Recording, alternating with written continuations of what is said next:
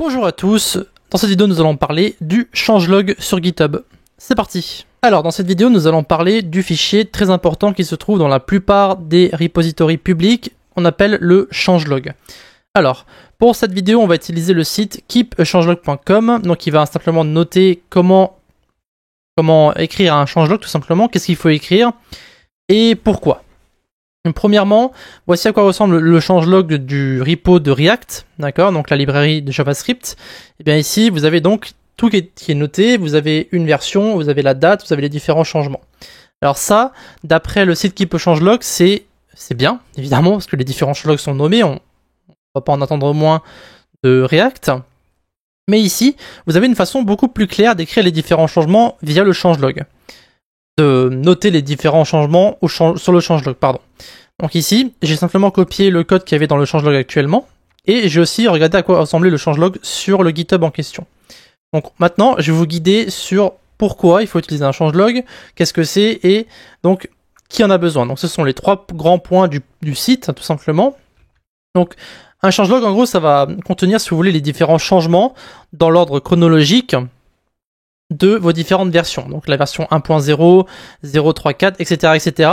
Donc comment fonctionnent ces différentes versions? C'est très simple. Vous avez ici la version sémantique, donc comment les utiliser? Alors c'est vraiment très simple. Je vais vous faire juste un rappel très rapide. En gros, gardez en tête que lorsque vous faites un changement sur votre application, eh bien vous devez incrémenter de 1 une version, donc un des zéros que vous avez ici, donc soit le premier chiffre, soit le deuxième, soit le troisième.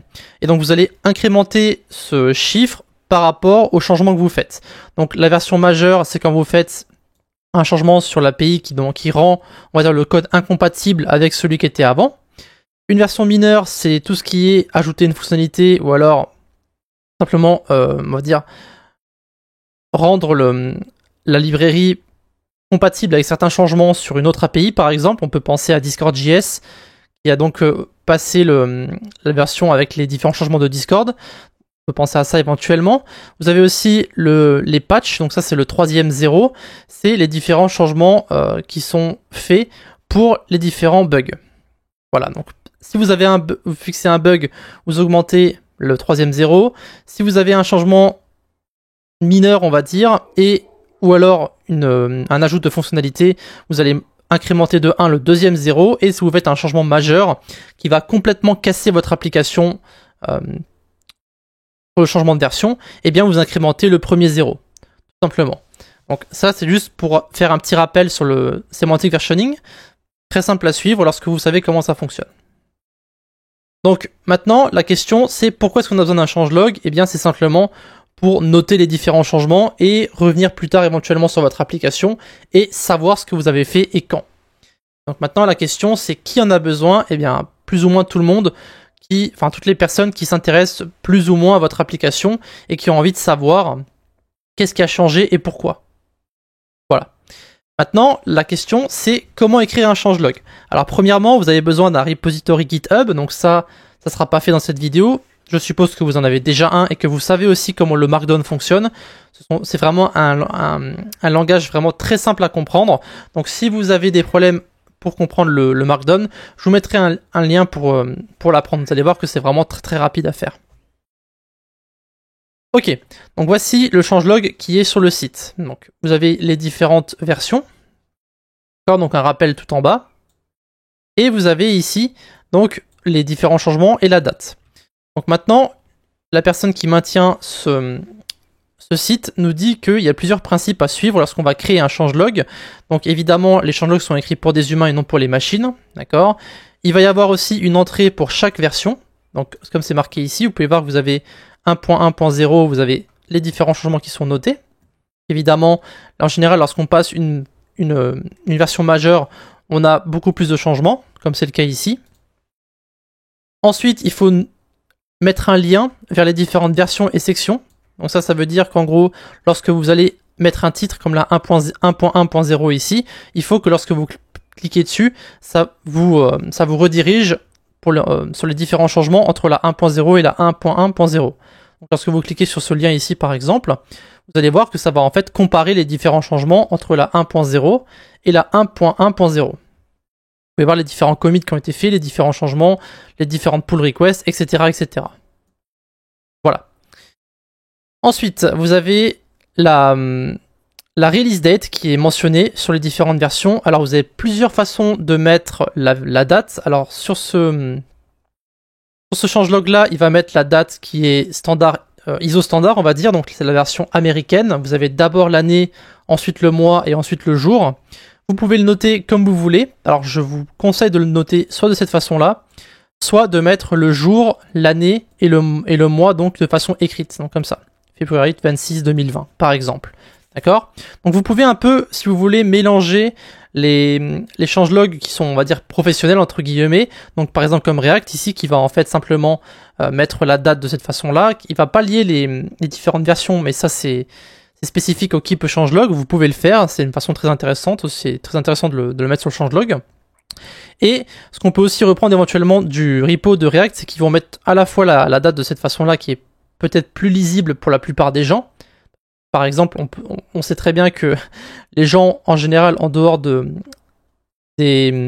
l'Amérique, on va dire, ils n'ont pas l'habitude de lire la date de droite à gauche, parce que là, on lit clairement la date de droite à gauche, hein, donc 15 février 2019. Donc, vous pouvez la marquer comme ça.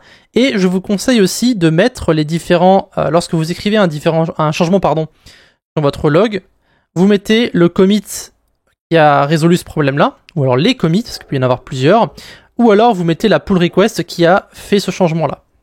Par exemple ici, on a la personne qui a fait la pull request et vous avez un lien vers la pull request en question. Donc vous pouvez cliquer sur le nom de la personne et sur la pull request qui a été fait. Et après vous pouvez voir ici que c'est bien la pull request 18330 et vous voyez ici les différents changements qui ont été faits, donc les différents commentaires, les différents commits, etc., etc. Voilà, donc quelque chose que vous pouvez mettre dans vos changelogs. Donc pour lier vos différents commits, vous pouvez aller directement sur le repo en question et aller dans les différents commits. D'accord ? Ou alors vous pouvez directement le lier, le mettre dans votre message de commit et ensuite le récupérer pour votre changelog. Donc le fait d'écrire un commit qui est, on va dire, qui décrit ce que vous avez fait comme changement, permet ensuite d'avoir un accès à cette version qui s'appelle Unreleased, qui va contenir en fait tous les changements que vous avez fait entre la 1.1.0 et les derniers changements. Donc comme ça vous permet de ne pas avoir à écrire votre changelog à chaque fois, ça vous permet simplement d'avoir à l'écrire lorsque vous avez le changement de version tout simplement.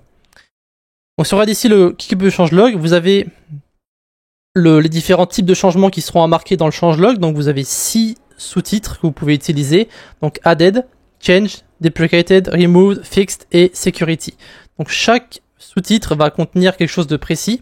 Donc ici vous avez added pour une nouvelle fonctionnalité, vous avez change pour changer une fonctionnalité qui existe déjà, vous avez deprecated pour dire qu'une fonctionnalité va bientôt être supprimée, vous avez removed qui va dire quand une fonctionnalité a été enlevée, d'accord, ça peut être, quand j'entends fonctionnalité, je dis par exemple ça peut être un paragraphe qui a été enlevé dans le readme, ou ça peut être un peu tout et n'importe quoi, d'accord. Fixed, alors ça c'est pour les différents bugs qui ont été fixés évidemment.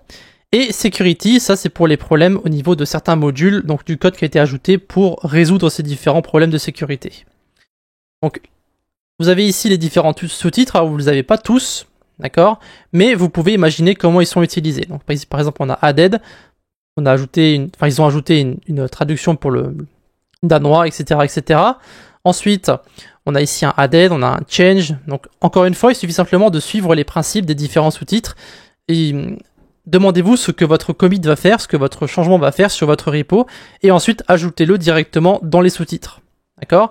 Donc ce que vous pouvez faire, c'est que au lieu d'ajouter à chaque fois la ligne petit à petit sur le changelog, vous écrivez un commit qui va décrire ce que vous faites, d'accord, en utilisant un de ces 6 verbes ici, enfin un de ces 6 mots ici, et ensuite lorsque vous allez écrire votre changelog, donc avant de lancer votre version, eh bien vous pouvez en fait récupérer les différentes informations qui ont été écrites entre la 1.1.0 et ce qu'on appelle le head, donc qui est en fait les différents changements qui ont été faits le plus récemment. Donc après, vous pouvez simplement comparer par rapport à vos changements, d'accord ? Mais enfin votre version, donc vous sélectionnez votre version et ensuite vous mettez simplement head. Donc vous avez une partie qui sera donc une release qui va contenir les différents changements qui ont été faits de la dernière version jusqu'à maintenant, donc ça va faciliter l'écriture du changelog. Et après, voilà, donc vous écrivez votre changelog, vous mettez les différents sous-titres, vous mettez un lien vers les changements qui ont été faits entre la version précédente et la version que vous allez mettre. Donc par exemple ici on peut voir que le lien de la 1.1.0 va en fait rediriger vers une comparaison entre la 1.0 et la 1.1.0. D'accord ? Voilà. Le mieux c'est de documenter au maximum les différents changements qui seront faits et ce qui va être ajouté, etc., etc. Donc c'est pour ça qu'on va utiliser ces différents verbes-là, donc pour bien spécifier qu'est-ce qui va être changé, qu'est-ce qui va être ajouté, qu'est-ce qui va être supprimé, etc., etc. D'ailleurs, ne supprimez pas directement une fonctionnalité, très important, mettez le mot deprecated dans votre changelog ou dans votre code pour que les gens puissent bien comprendre que cette fonctionnalité ne va plus fonctionner pour la version qui va venir juste après. Donc ne supprimez pas directement la version, mettez le nouveau code, mais laissez toujours l'ancien code fonctionner le temps de laisser aux gens, de laisser comprendre aux gens que ça va être une fonctionnalité qui va être supprimée. Donc c'était le cas sur discord.js, ils avaient créé une version 11.5, 11.6, etc., etc. pour dire qu'il y avait certains codes qui allaient être supprimés dans la version 12.0. Et donc ça a laissé aux gens le temps de s'habituer, on va dire, au nouveau code. Voilà. Après, donc ici, comment réduire les efforts pour créer le changelog. Donc comme j'ai dit, vous allez créer une section unreleased qui va justement mettre tous les changements qui ont été faits entre la dernière version et les différents changements qui ont été faits jusqu'à maintenant. Donc ça permettra justement de transformer la section unreleased, on va dire, en changelog pour vos dernières versions. Après ici, vous avez comment est-ce qu'un changelog peut être mauvais. Alors, vous avez les différents changements, donc les dates qui sont mal écrites, les changements qui sont inconsistants. Ne mettez aussi pas tous les commits qui ont été faits pour la résolution. Mettez le dernier commit qui a été fait, d'accord, ou l'historique de commits. Alors je sais que c'est pas forcément une bonne chose à faire, mais personnellement j'aime bien le mettre pour noter qui ont été faits sur le code. Alors évidemment vous ne pouvez pas le faire, c'est vous qui voyez. Personnellement je pense que c'est une bonne idée, comme on l'avait vu sur le repo de React. Alors, ignorer les deprecations, ça, il faut absolument le mettre dans votre changelog. Donc, comme dit, n'hésitez pas à le suggérer aux personnes qui vont ensuite lire les différents changements. D'accord ? Donc, ils vont voir un sous-titre deprecated, ils vont voir les différentes fonctions qui vont changer, et ensuite, ils vont pouvoir adapter leur code. Voilà. Donc, c'est plus ou moins tout.